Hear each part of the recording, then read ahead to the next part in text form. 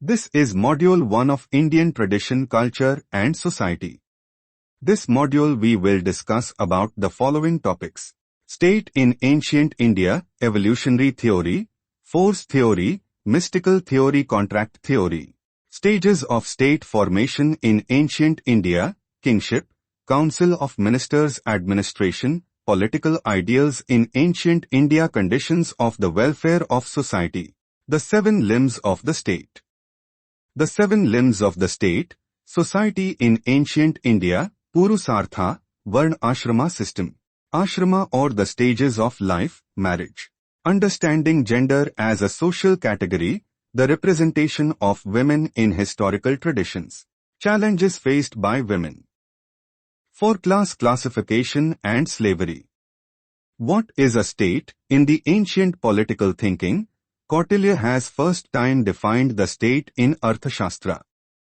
According to Kautilya, an area cannot be a state unless there are not people and rulers to control that state. According to him, state is an area which consists many cities. It not only produces things for living, but also protects its people from danger and animals. Others things like fertile land, food, wood, jungles for elephants, pastures for animals, are also available there. For water it depends not only on rain but it has many sources of water. For trade there are a lot of goods. There live decent and high character people. There live wise owners and faithful servants. State in Ancient India. The first historians to write the political and social history of ancient India were imperialist administrators like James Mill and V. A. Smith. They wrote the history of India to serve the interest of British imperialism. James Mill divided Indian history into 3 periods: the Hindu period, Muslim period and British period. Though India had no formal political philosophy, the science of statecraft was much cultivated and a number of important textbooks on this topic have survived. The earliest and most important textbook specifically devoted to statecraft is the Arthashastra, which is attributed to Kautilya. The Arthashastra gives very detailed instructions on various issues like the management of state, the organization of the national economy, and the conduct of war, and it is the most precious source book for many aspects of ancient Indian life. From the Gupta period and the Middle Ages, a number of political texts survive, the most important of which are the Nitisra, Essence of Politics, of Kamandaka, which was written during the Gupta period, the Nitivakyamrita, Nectar of Aphorisms of Politics, attributed to the ancient sage Shukra, but evidently of later medieval origin. Besides these sources, there is a tremendous amount of Brahman, Jana and Buddhist literature which deals with the politics of the time. State has been the key concept in political science since the period of grand thinkers like Plato and Aristotle. To look into the origin and evolution of the state has been one of the greatest issues in political science. In ancient India also, thinkers like Bhisma, Narada, Brihaspati, Kautilya, Kamandaka have looked at the problem. On the basis of the writings of these thinkers, we can detect 4 important theories regarding origin of the state in ancient India, namely: A. Evolutionary theory, B. Force theory, C. Mystical theory, D. Contract theory. Evolutionary origin theory. This is the oldest theory of the origin of the state in India and has been mentioned in the Atharva Veda. According to this theory, the state is the result of evolutionary progress and it didn't originate at a fixed time. The 10th hymn of the 8th chapter of the Atharva Veda gives a picture of the evolutionary origin of the state. On the basis of Atharva Veda, several stages of the evolution of the state can be traced. The hymns of the Atharva Veda state that the earliest phase of human life was the stage of Varja or stateless state.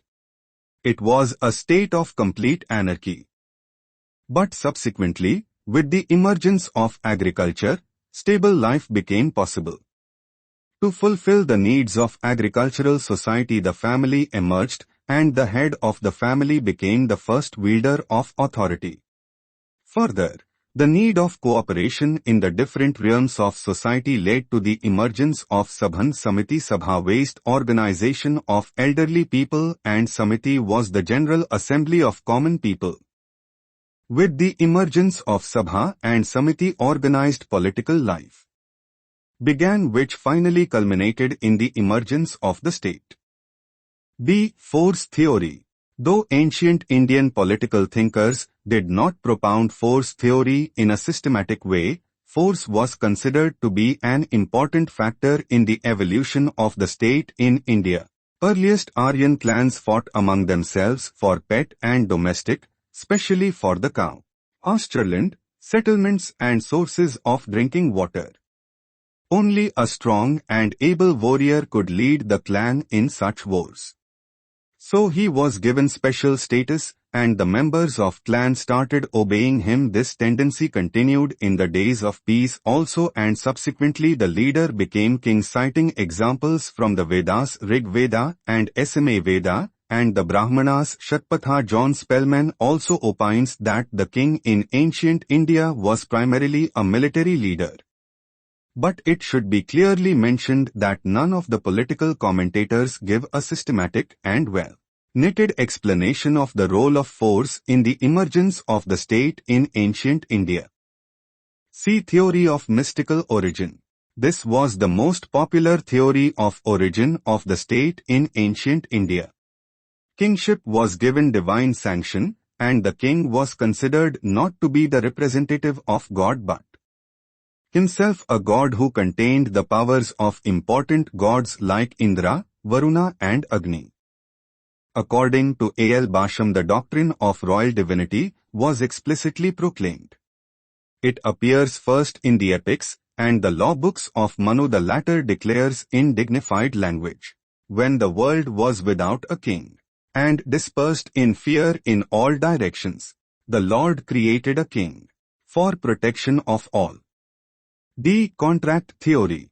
Contract theory is the most extensively discussed theory of the origin of the state in ancient India. The reference to contract theory can be seen in the Buddhist texts like Dgha Nikaya and Mahavastu, and Brahmanical texts like Shanti Parva and Arthashastra of Kautilya. According to this theory, it is said that there was a time when people were perfect and lived in a state of happiness and tranquility. This perfect state lasted for ages, but at last the pristine purity declined and there set in rottenness. Differences of sex manifested themselves, and there appeared distinctions of color. In a word, heavenly life degenerated into earthly life. Now shelter, food and drink were required. People gradually entered into a series of agreements among themselves and set up the institutions of the family and private property. But this gave rise to a new set of problems, for there appeared theft and other forms of unsocial conduct. Therefore, people assembled and agreed to choose as chief a person who was the best favored, the most attractive and the most capable. In return, they agreed to contribute to him a portion of their paddy. The individual, who was thus elected, came to hold in serial order 3 titles: A. Mahasammata, B. Khatiya and C. Raja. Stages of formation of ancient India. There were 6 stages of state formulation in ancient India. First stage. The earliest stage was that of tribal military democracy, in which tribal assemblies, which had some place for women, were mainly preoccupied with war. The age of Rig Veda was primarily a period of assemblies.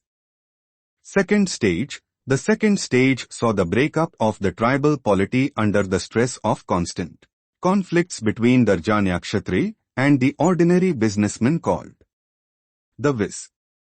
The chiefs were helped by the priesthood called the Brahmans. This stage saw the beginning of taxes and classes or varnas which came to be firmly established in the third stage.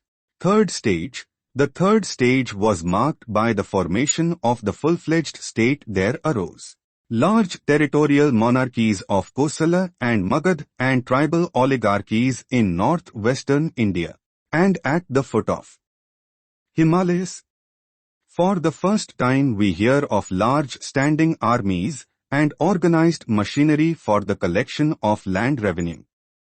Fourth stage, the fourth or the Maurya phase saw bureaucratic centralization based on the expanding economic activities of the state.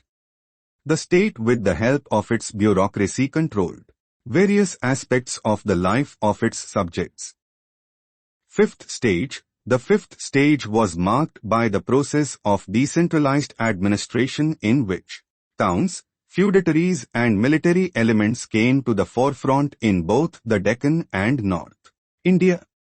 This was partly neutralized by the emphasis on the divinity of the king. Sixth stage, the last stage, identical with the Gupta period, may be called the period of proto-feudal polity. Land grants now played an important part in the formation of the political structure, and those made by the Gupta feudatories conferred fiscal and administrative privileges on priestly beneficiaries. Kingship. The king was the most important figure in the body politic. In the Saptanga theory of the state developed by Kautilya, the king has been described as the head or the most important organ of state. The king performed multidimensional functions. The king's functions involved the protection not only of his kingdom against external aggression, but also of life, property and traditional custom against internal foes. He protected the purity of class and caste by ensuring that those who challenged the system were excommunicated. He protected the family system by punishing adultery and ensuring the fair inheritance of family property. He protected widows and orphans by making them his wards. He protected the rich against the poor by suppressing robbery, and he protected the poor against the rich by punishing extortion and oppression. Religion was protected by liberal grants to learned Brahmins, and temples. Ministers were selected by the king and held office at his pleasure. Council of Ministration.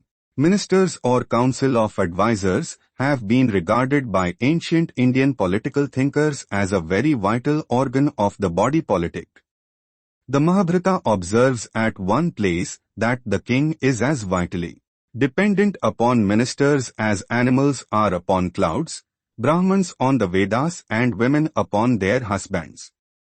Manusmriti points out that even a simple thing appears as difficult if one is to do it single-handed. Why then attempt to run the complex machinery of the administration without the assistance of ministers? The size of this Mantriprishad or Council of Ministers varied, and the authorities suggested figures ranging from 7 to 37. It seems that the body was divided into two parts, Mantrina and Mantriprishad. Mantriprishad was the large body resembling a modern council of ministers. It consisted of all the ministers. Mantrina was a smaller body, a core organization within the Mantriprishad largely resembling the modern cabinet. It included the few most important ministers like the Purohita, priest, Senapati and Yuvaraja.